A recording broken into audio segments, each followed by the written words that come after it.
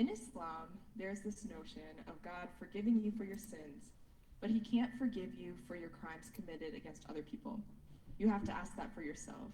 Is there something similar in Christianity or Judaism?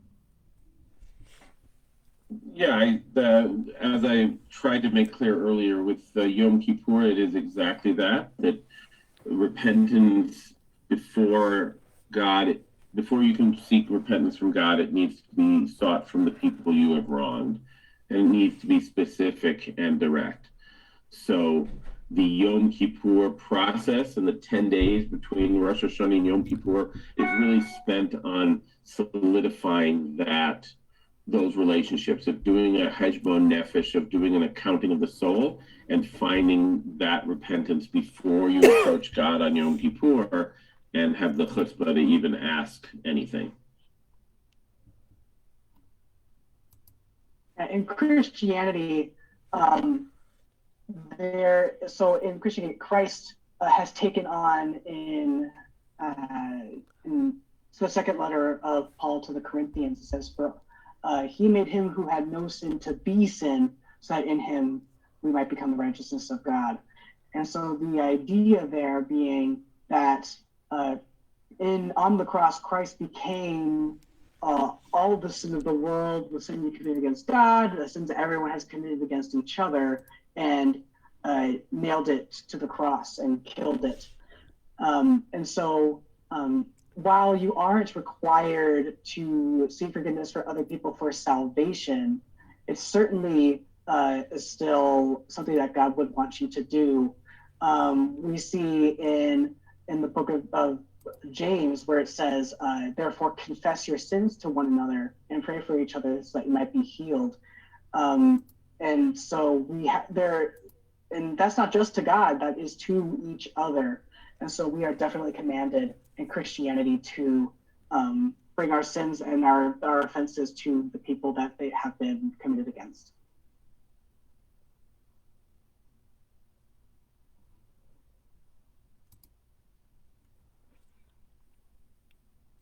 Thank you. We have a question for Dr. Wazwaz. How did you find it in your heart to forgive those that were racist towards you in Jerusalem, or have you forgiven them?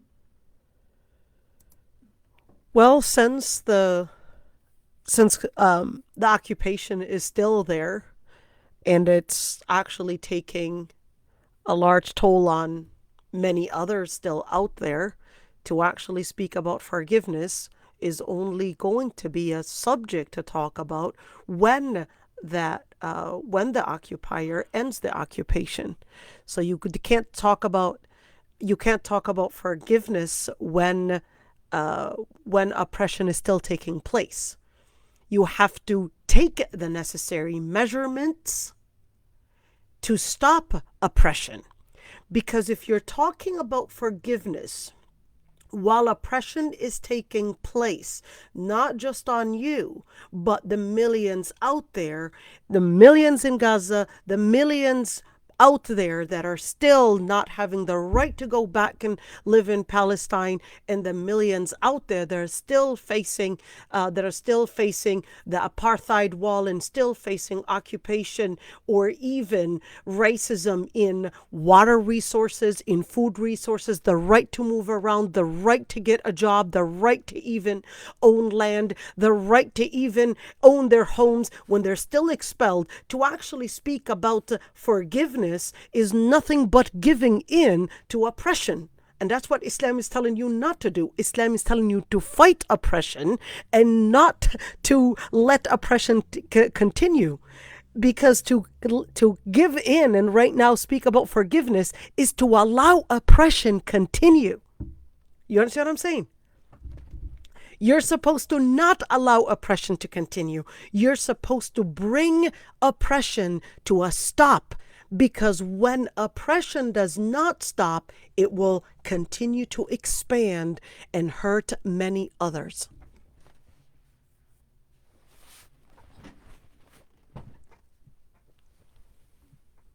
Yeah, thank you for that response, Dr. Wazwaz.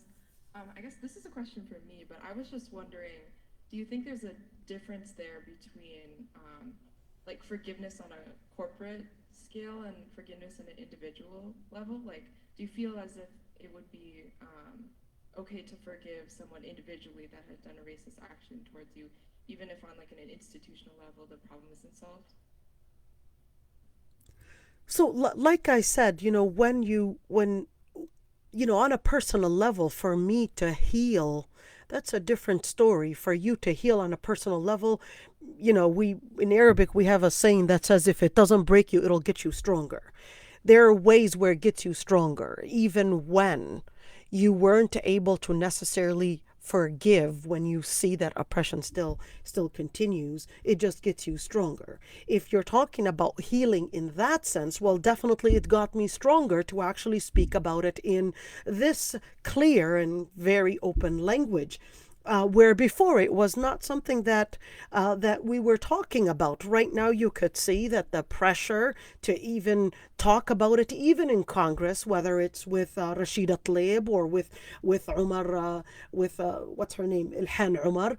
Right now, it's actually talked about openly. Where before, just a couple years back, where Paul Findlay wrote the book They Dare to Speak Out, where he actually openly said in his book, they dare to speak out, that no one would dare say that Israel is even an occupier. Right now, the story and the narrative is changing. So this is actually a changing narrative in the media, in the politics, and even on campus. Before there was always, and still there is. I'm not denying that there isn't. There's something called Campus Watch that is just there to make sure that the narrative and that the lectures that are being held even in the university are actually in favor of Israeli occupation, and that it is in favor of American international politics and American benefits and American interests. Right now, the discussion is starting to change. So I forgot what the question was. Sorry about that. Oh, that's okay. Thank you for sharing. Sorry about that. You're all good. Are there any other questions from our live audience? Or from the Zoom audience, if you want to put them in the chat? Okay. If there aren't any other questions, I think we're going to wrap up the panel. Thank you again to all the panelists for participating. Thank you for everyone who attended in person and online. Can I just add one small story, something a little different? I was actually on my way to the Hebrew University, and particularly not the Hebrew University, the main station where in Har Hatzovim in El Isawiya. No, it was actually near the Knesset. It was actually the library in Givat Ram. And I was on the bus trying to get there, and my Hebrew is not that perfect. So I told, it was my first time going to Givat Ram, which is near the Knesset. I'm in the Eged bus, and the driver, who happens to be Israeli, I tell him that I would like to get to Givat Ram, and he just kept on saying rega rega rega, like in a very racist and very just started yelling at me. So I didn't know where Givat Ram is. Just kept on yelling rega rega rega, and just wanted me to sit down, and that's it. There was another Mizrahi, clearly Yemeni Jew, that gets onto the bus and sees how this bus driver was very racist. And this Yemeni Jew starts yelling at him in Hebrew and telling him, I could pick up a few words, and telling him that what he was doing was racist, and that to act in that way because of me being Muslim is not fair, and that I was just simply having the right and asking for one simple right as a person, as a passenger, to get to my right destination. And then he kept on apologizing. Eslecha was probably mentioned. Eslecha in Hebrew is like, excuse me, or sorry. It was mentioned like 15 times. Every single time he was telling me, Eslecha, and sorry for this. This is not appropriate, and etc. But, just on the side of, some of the stories that, there's one little story that probably is worthy of mention here. Yeah, I think that's a beautiful way to end our panel. Yeah, I like that you brought up that story of hope between people of different backgrounds, and I'm glad that he stood up to that person in that moment. That's kind of a difficult thing to do. I'm going to pass it back to our president to end off the panel. Yeah, thank you all for coming, and thank you so much to our panelists. Yeah, I guess we recorded this, so we'll go ahead and post it, and I'll send everyone that attended a link. But yeah, feel free to leave. Thanks so much.